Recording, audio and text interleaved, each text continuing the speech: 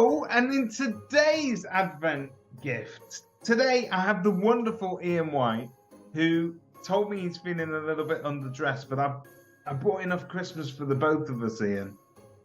You do. You absolutely have, mate. You've absolutely made my day. You've made me smile and laugh out loud, as you know, when you first came on the screen.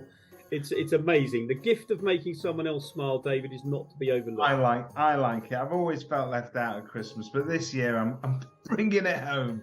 You are. Talking of bringing it home, do you fancy England's chances? Well, I'm flying out on the 19th. I'm on my way to support the Three Lions with my two eldest boys. So do I fancy our chances of winning it? No. Do I think we will get out of the group? Yes. and that all-important Welsh game? I think we'll be through by the Welsh game, but it could also go horribly wrong. I mean, I think people are underestimating Iran, and I support Leeds United, and a large contingent of our top players are in the USA side. So, and I know that they've got energy. So, not as easy as it looks, but I think on paper, if we're firing, I don't think any of the three teams will be able to stay with us. They're going to be playing Iran in the middle of the day, right? It's going to be extremely hot. That's all I'm saying. It's going to be a slow match. Slow match.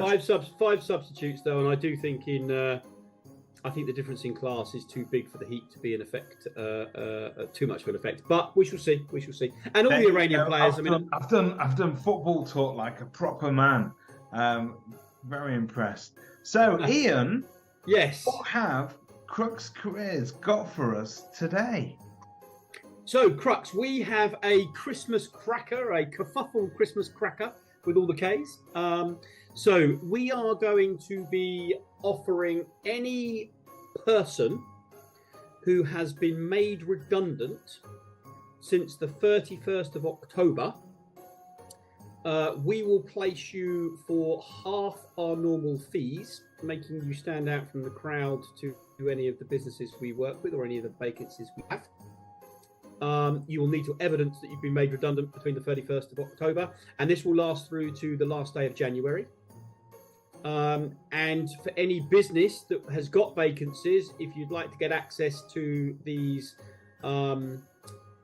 redundant people that are looking for jobs, some of them are fantastic, and we've certainly been registering more and more of them. We will be able to do and help you find your next rock star from this pool of people for half what you would normally pay us or anyone else for that matter to place a candidate on your behalf. Well, that is fantastic. Crux doing their bit to get people back into the workforce. It is a little bit sad that it's all happening this time of the year, but it's the story of 2022, isn't it? But there is a lot of great property talent out there. The market's still positions, aren't there?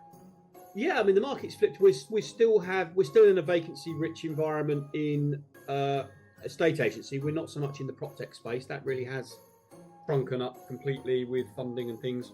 So it's harder, I think, for the prop tech people that have been made redundant to necessarily find somewhere. So, and it's a tough time of year to have this happen to you. It's not the best time of year.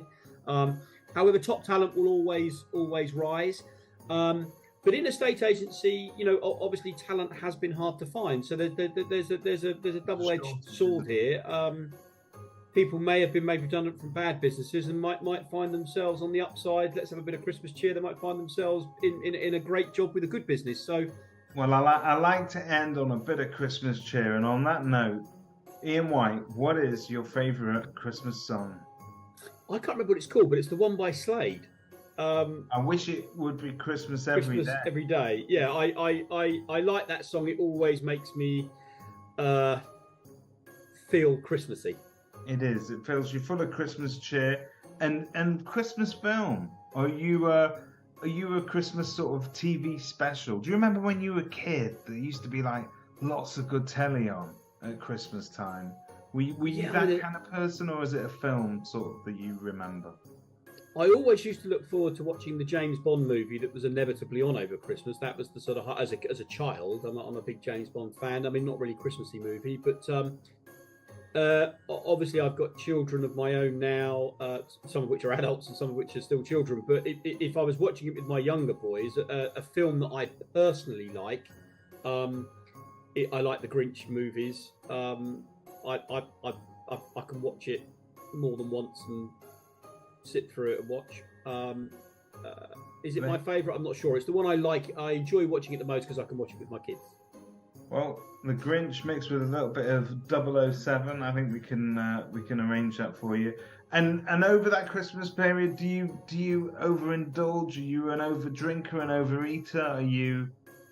I'm not a drinker, so I can't claim to be overindulging in drink. So no, I very rarely indulge in too much in drink, but I do eat. So I've lost 4 stone since last Christmas Day. I was going to say, you've shed a little bit of that timber. You're looking good. I have, yeah. I've lost 4 stone. Since New Year's Day. Sorry, I'll take that back. So I will probably put half a stone on over the Christmas period. So I'll have to work a little bit harder, and it will be indulging in, eating too many pork pies, eating too many roast meats, eating too many. Sounds chocolates. good. It sounds good. So what we know is that if you want to get Ian a treat for Christmas, it's a hamper full of stuff. That's what he needs. Otherwise, not alcohol, food. He's not going to fit into that Santa suit that he wore last year because he's 4 stone lighter. Ian, thank you so much for joining us today, and a Merry Christmas to everybody there at Crux. Thank you very much, David, and thank you for making me smile with that fabulous outfit. Anytime.